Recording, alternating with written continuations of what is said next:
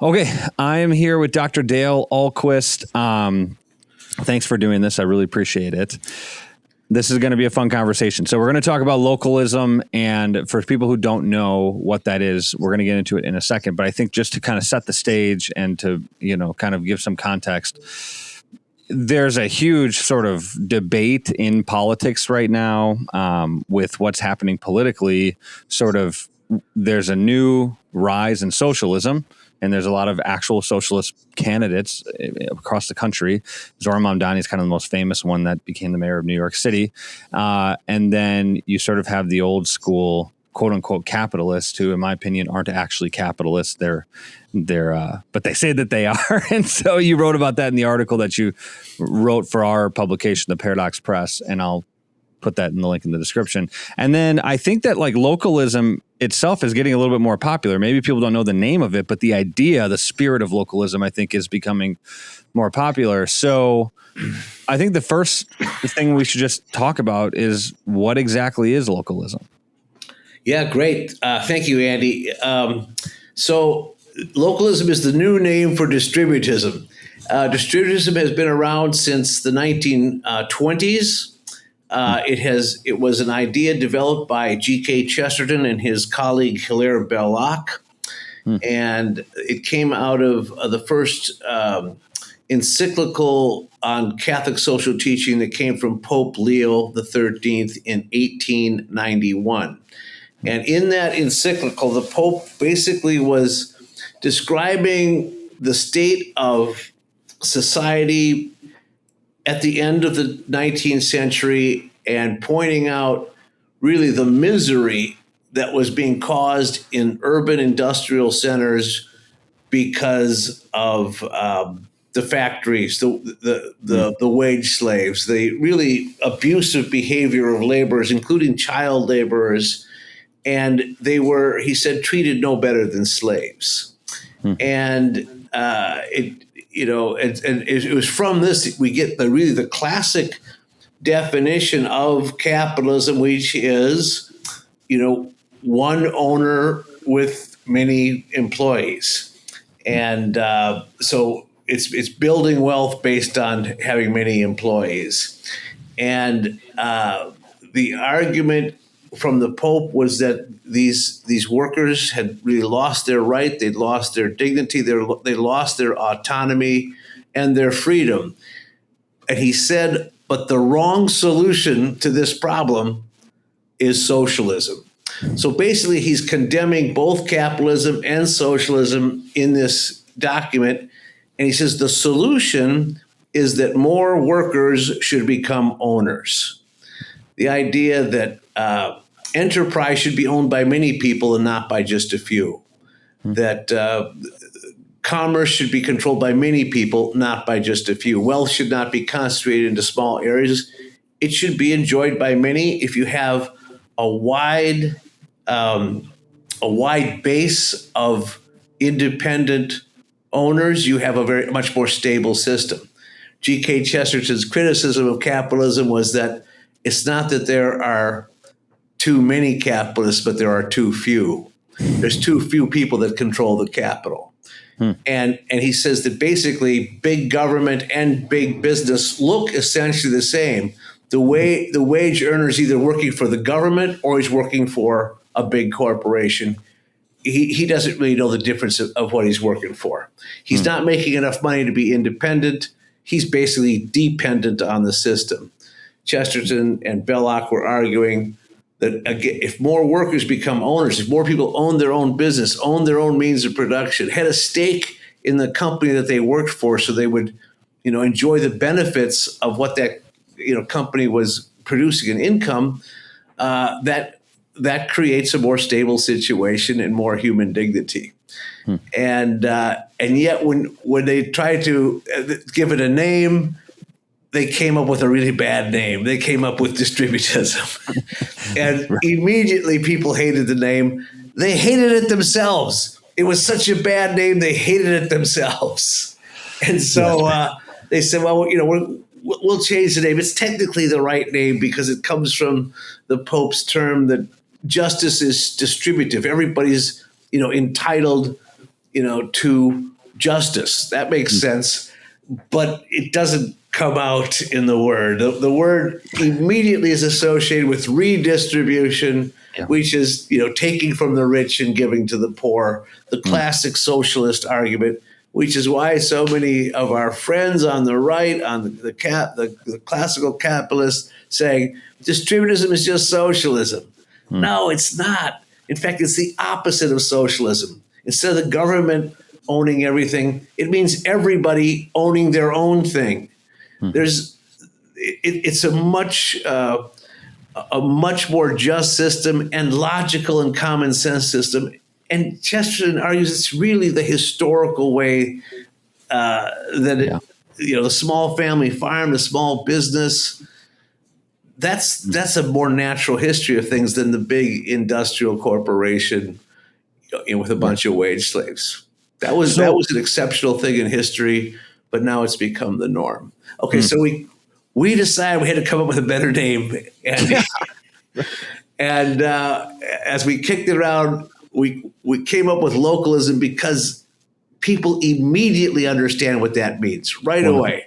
It means, we should. First of all, our government should be local. We should have a say in how we are governed. As Chesterton says, you should keep your politician close enough to kick him. and so just like you don't want a remote, centralized government controlling your life, neither do you want a remote, centralized corporation controlling your life. So that becomes the only source of goods and services is some big, giant, remote corporation. You definitely don't want them both controlling your life. Yeah, you want them both controlling your life. That was Chesterton's point, is that they both are.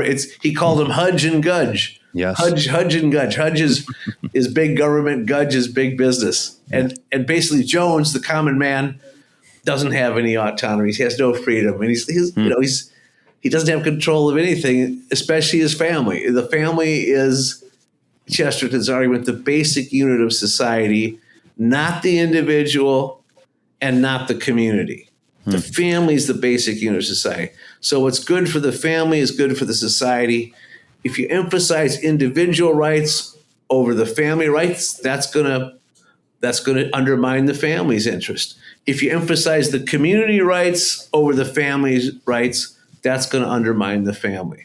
If the family breaks apart, you're going to have a weak society, and it will be subject to big powers and big influences. If you keep things local, start with the home. That's the most local thing there is. But as much as possible to keep your dollars within your own community, do business with your neighbor to as much as an extent as possible. That's going to provide for stronger communities, a more neighborly society, and more autonomy and more individual freedom. So I think there's a lot of questions that we could ask here. One of the things that just came into my head as you were talking was I recently heard a statistic, and hopefully it's true. I guess people can fact check it, that 40% of the wealth in the United States is made up by like 0.01% of the people in the United States. It's so that is, I think that's true. But the other thing is, I think people living in a society, in America for the past 100 years, the idea of sort of this capitalist idea has been so dominant economically in the conversation that I think it could be helpful if people heard maybe why unmitigated capitalism or big capitalism mixed with big government, like what sort of downsides come from that economic system? Yeah, the downside of big government, of big business, is that it does tend towards monopoly, and the big business eats the small business. Yes. And John D. Rockefeller said competition is a sin. That's not a poster boy for capitalism. Basically. That's not a vote for capitalism right there at all. He says competition is a sin. You have to do away with competition. No, the idea of free trade is that everybody should be able to trade. There should be some system where everybody has access to the market to buy and sell, to to offer their own services and to have a sense of independence and autonomy. But if everyone has to work for a big corporation, there's no autonomy and there's no personal freedom. And it happens because big government is in bed with big business. When the government requires that everyone has insurance, well, guess what? That's really good for the big insurance companies, isn't it?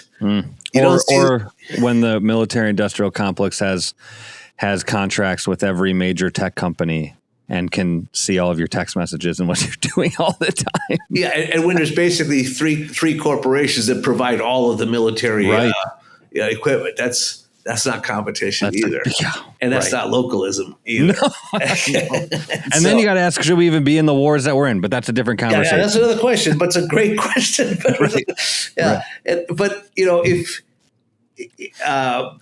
But it does mean this, and this is where it gets down to, we believe in freedom. We believe in free trade. A localist believes in free trade, but we also believe it's a benefit both to yourself and to your community to shop local. It's good for your community. Keep your dollars in the community.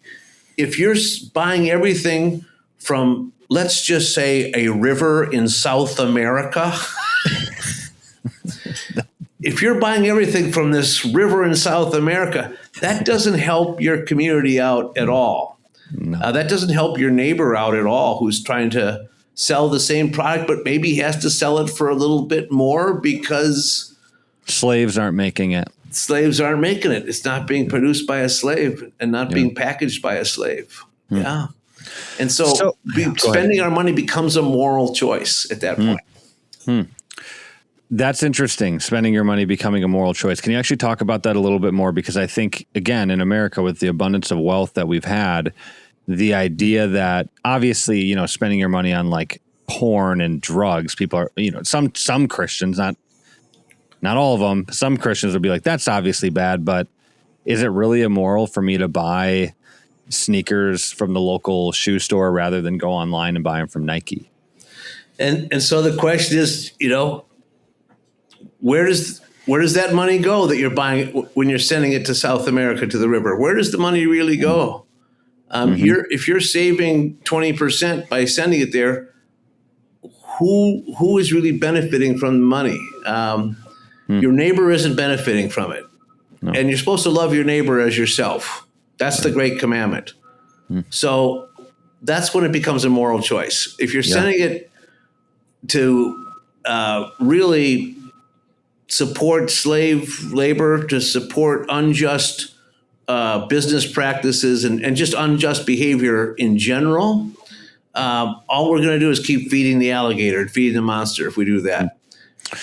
Yeah, I agree with that. I think going back to Chesterton's time, early 1900s, it's almost interesting to talk about the idea of localism, because if you compare what he was dealing with in the early 1900s compared to what we're dealing with just individualist, isolationist everything, and people being controlled by a couple of corporations. I look back at Chesterton's time, I'm like, dude, you had it good. Like, it's getting bad. So did he know that this was where this was all headed? Well, Andy, we have to say the answer is yes, because he warned this is where it was headed. I mean, he did have a vision. And I think, what the prophet sees is this. The prophet sees is the road that you're on. And he says, this is where that road's going to lead. If you stay on this road, this is where it's going to end up. Yes. But it doesn't have to.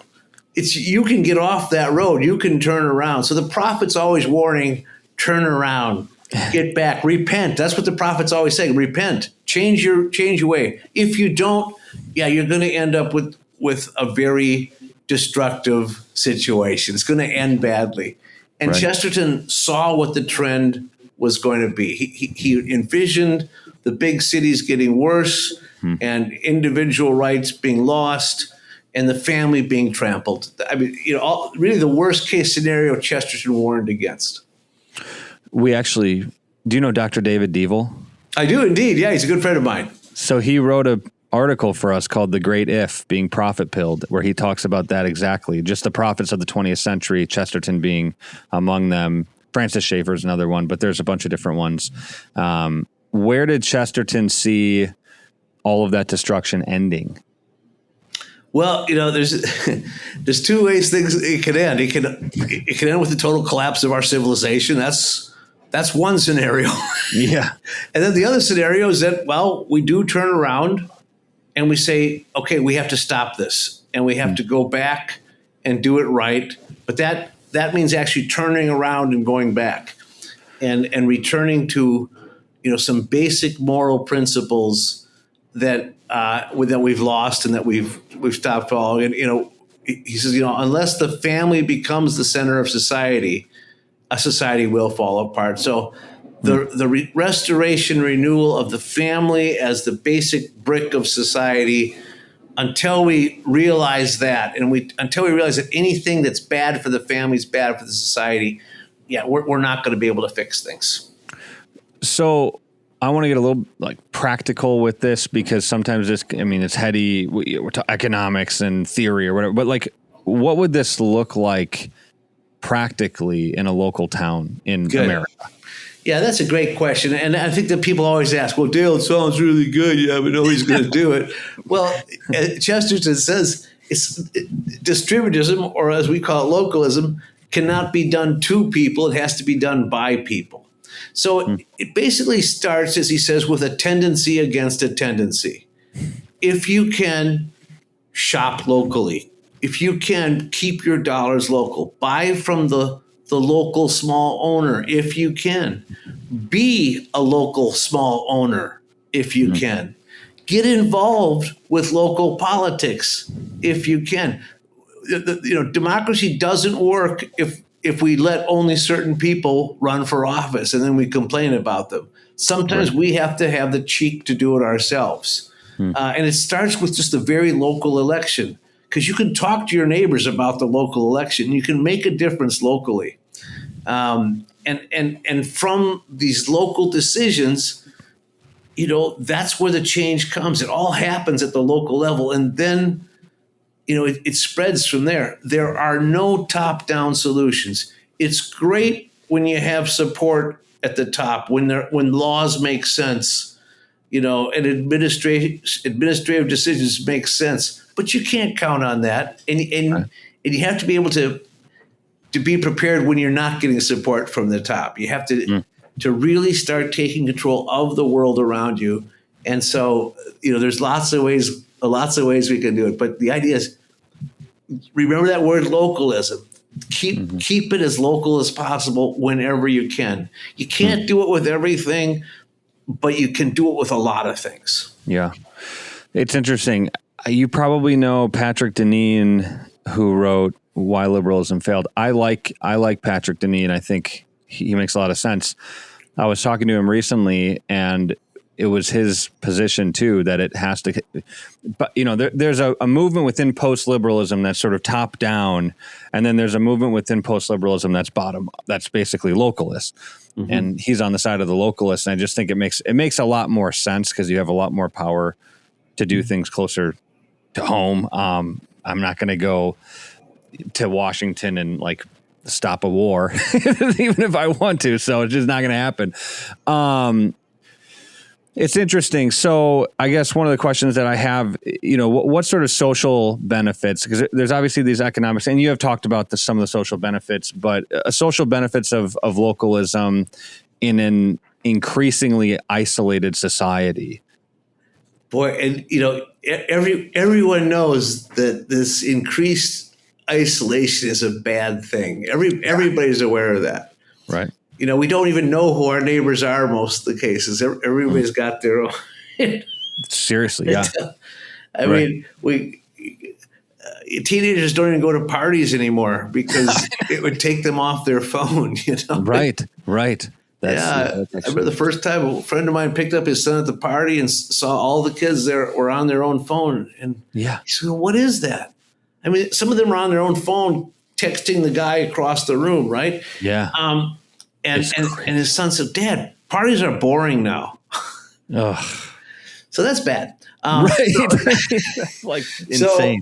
So the idea of localism is that, you actually start doing things together. There's a human quality that would be recovered. If you are taking care of your neighbor just by doing business with them, you'll start maybe even socializing with your neighbor as well. It is going to be a new mindset, but Chesterton says it's a sign of decadence when we pay other people to entertain us, when we pay other people to fight for us, and when we pay other people to rule us. That's a sign of decadence. Well, that's exactly what we're doing in every respect right now. And then we can't complain that we've lost our freedom. We sold our freedom when we did all that. And so Chesterton says, start by entertaining ourselves, taking control of our kids' education, not let the state control that. I mean, that's why we do the Chesterton Academies. That's parents taking control of their kids' education. And there's one, I'll just plug it real quick. There's one in Madison, Wisconsin, where that's where I'm located, right? Yeah, they're springing up all over the country. I mean, that's localism, in action right there. They're all started locally, and we just give them the curriculum. We work together. It's both principles of Catholic social teaching, which is subsidiarity, means the local thing, the thing that most directly affects you, you're in control of, and then solidarity, that we're all doing it together. We're all supporting each other with information and with the same goal of creating like-minded people and working together with a same goal of trying to fix our broken world, right? Yes. There are some very practical benefits from a localist lifestyle that are counteractive and really counter-cultural to what's going on right now. I think there's something that seems embedded in the localist idea, which is self-restraint, which is sort of weird to Americans who are expansionists, who like to grow and grow and build and build. And that's sort of part of the American spirit. And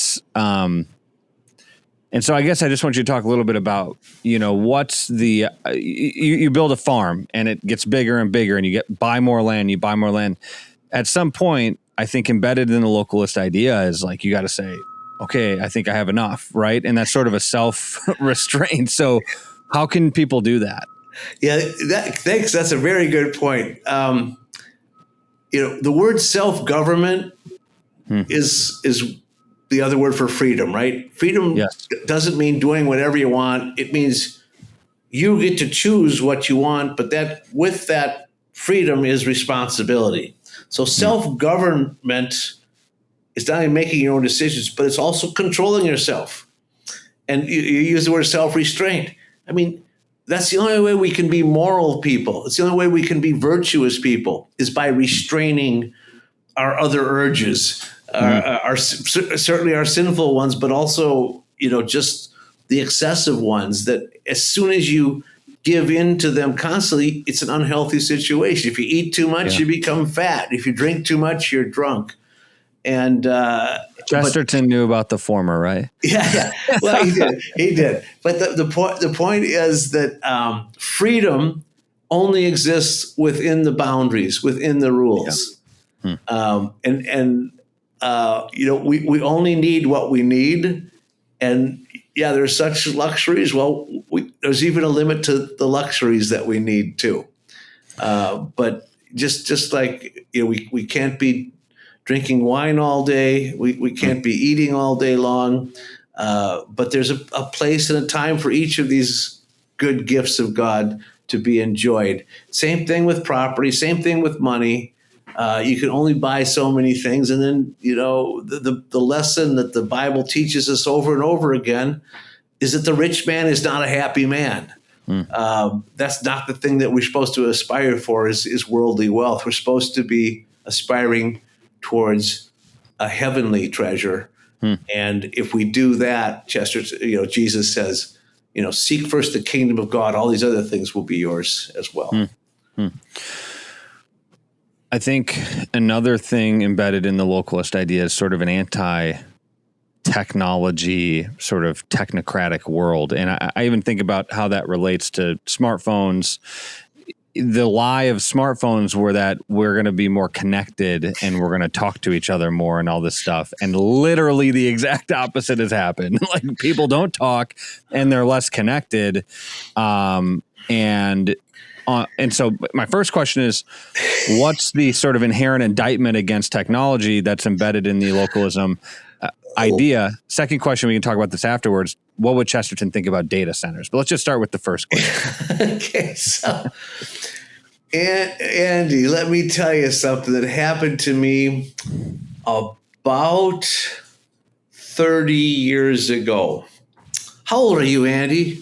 I'm 27. Okay, so we're talking 3 years before you were born.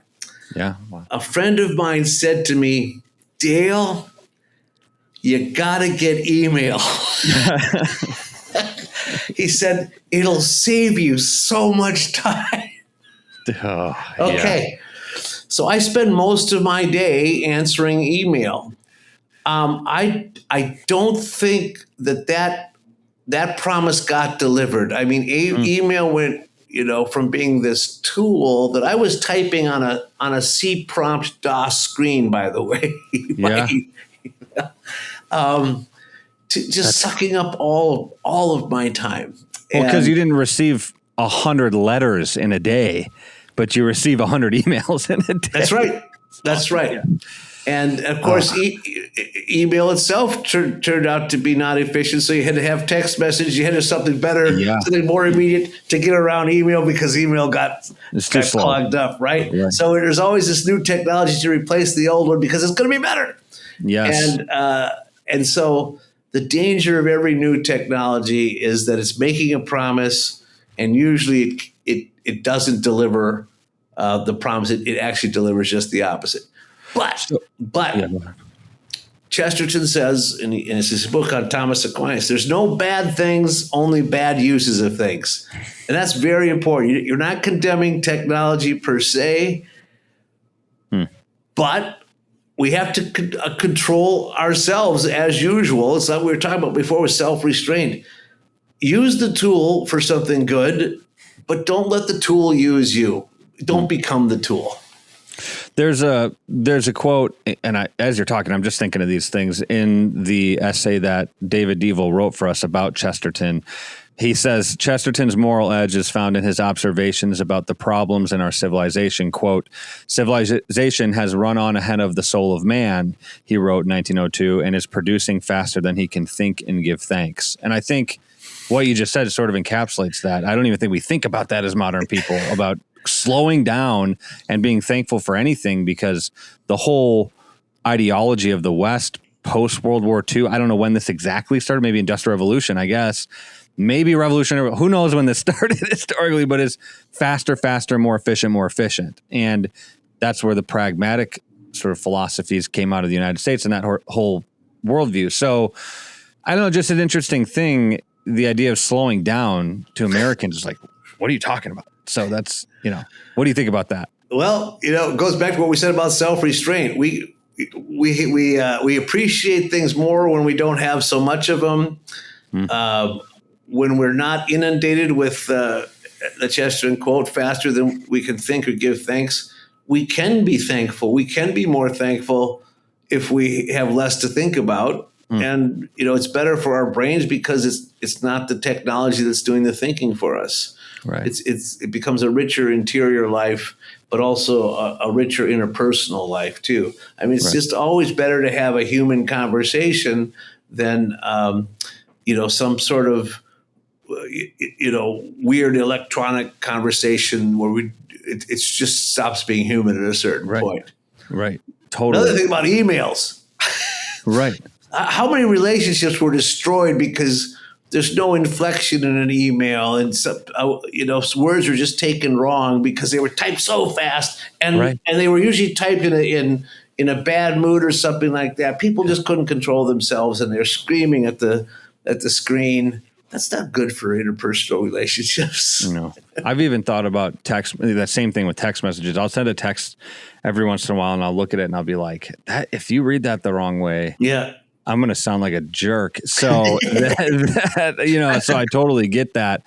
What would Chesterton have said about data centers today and AI, artificial intelligence? I'm sure he would have had a lot to say and it would have been fun to listen to, but what do you think he would have said? Yeah, I think he very much predicted these sorts of things. I mean, he wrote about robots when the idea was first suggested. In fact, in one of his Father Brown stories, he has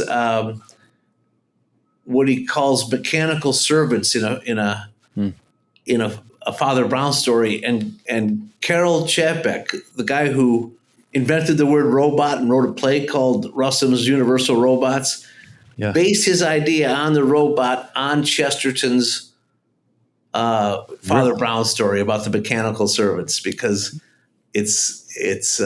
they're like robots is what they are. Yeah. Wow. So and Chesterton warned that the robot could end up really just replacing the human, and that we ourselves could become robots in exchange. So I mean, all the signs are there, but he would certainly argue against the idea of artificial intelligence, because what makes the human unique is the will, the free will, and it's always going to be the human element in any scientific idea that is the variable, that is the one thing you can't predict, because you can't always predict what people are going to decide, what they're going to choose. And so Chesterton says, the expert is going to be right 9 times out of 10, but the 10th time will come.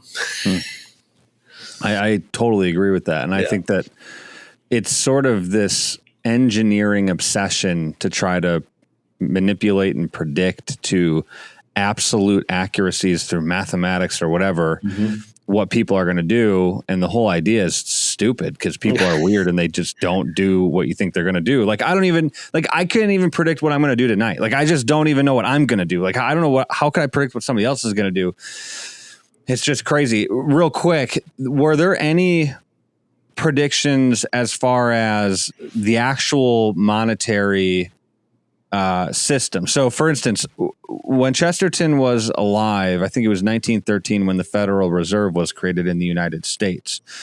Did he have any opinions on that? Obviously, I don't know if he foresaw the gold standard thing being gotten rid of, but anything on that from Chesterton? Well, I guess the main acuity he had in understanding the financial system is that he says, first of all, the banks just have too much power. Yeah. And when you have international banking, I mean, that's the biggest enemy of localism right there. Yeah. And so he really warned against international banking. And of course, now our global economy absolutely depends on it. Well, international banking without a gold standard is even a worse enemy to localism. So he really warned against that. And I would say his prediction is completely right. Again, something that benefits just very, very few people, really gain wealth out of that at the expense of many people who lose wealth. That, of course, the world did see, a major crash happen in 1929, and he said, we should have seen this coming, because he warned about it, and we've seen economic crashes since then too, and we will again. This will be the last question. I just want to. I'm sorry. There's just so many things. I have like 4 in my head right now.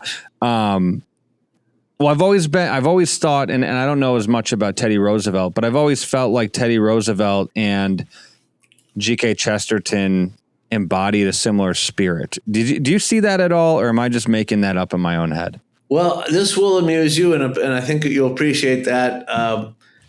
Roosevelt's life overlapped with Chesterton's enough so that he had read some of Chesterton's books and really liked them a lot.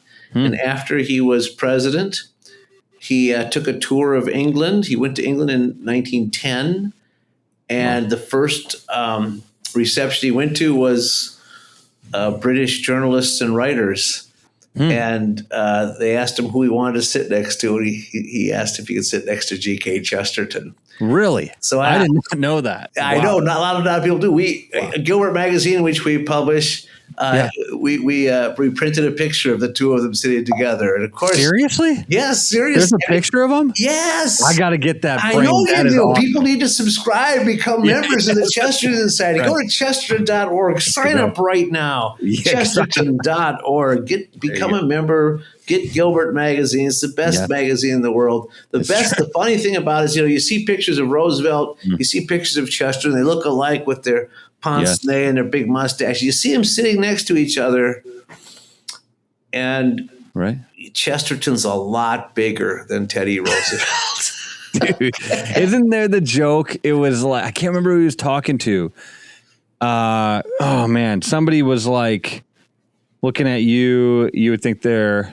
No. He was saying to one of his skinny friends, Chesterton was saying to him. Yeah, you're talking about Shaw and Chesterton. So Shaw. Shaw, who was a vegetarian, teetotaler. He was thin as a rail.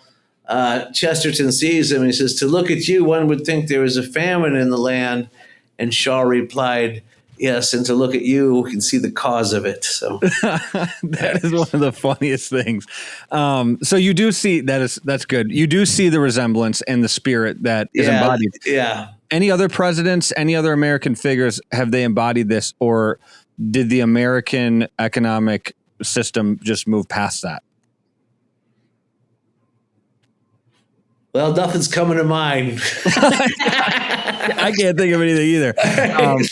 I want Americans to be better, but we're just not yet. I do think that there's more hope in the future because people are, I think, running low. Like the trust in this system, like there's a lot of anger and resentment right now towards what's happening economically, especially. That historically has caused some violent revolutions. We hope that doesn't happen. In this case, with all the technological stuff, people could just give themselves over to the AI gods, and that could be a whole different problem.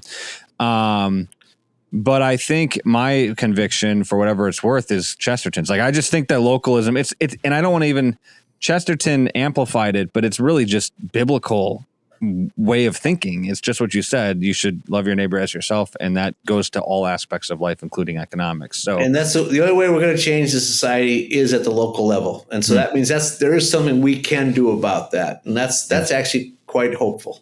Yes, it is hopeful. Well, Dr. Dale Ahlquist, I really appreciate you taking time to talk about this. This is super interesting, and I hope that more people will look into localism. Where can they go? Like, where can they read about this specifically? Yeah. So go to chesterton.org. Yes. We sell a book called The Hound of Distributism. We also sell a book, which we didn't publish, but you should get it, called Localism. It's published by Sophia Institute Press, but you can get that book through us as well. But then every issue of Gilbert magazine will have an article on localism and how it can be practically applied and why it is so significantly essential for our thinking in today's world. So start by becoming a member of the Chesterton Society. There you go. Awesome. Dale Ahlquist, thanks for doing this. I really appreciate it. My pleasure. God bless you, Andy.